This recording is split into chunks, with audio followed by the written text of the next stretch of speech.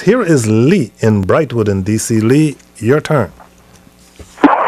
Thank you. And I'd like to congratulate the chief on the lowered homicide rate. We got to get rid of these congratulatory calls, but go ahead. Oh, it's coming. But thank you, Lee. You're welcome. I live in a fairly scrappy neighborhood, and if I may say so, and I find the police presence very reassuring, and I think they've been doing good work. But I'm calling regarding a murder case of a friend of mine. He was killed in Columbia Heights in September. His name is Gopalan, and yes.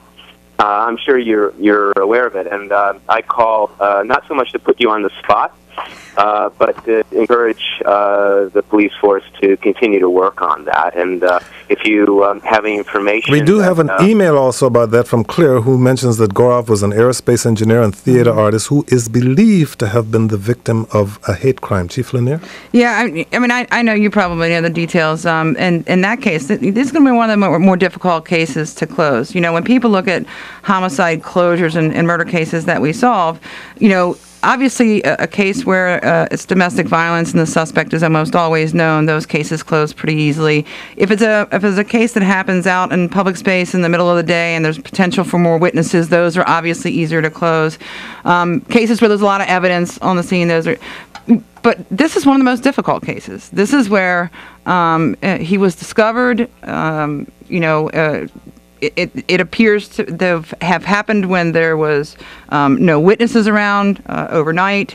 There was not a significant amount of visible evidence on the scene. So it is going to be a tough case, but I think it's going to come back to piecing together bits and pieces of information that we can get from people who are known to the victim and people in the community. And that's kind of the strategy of the detectives right now, but they have not forgotten this case by any means.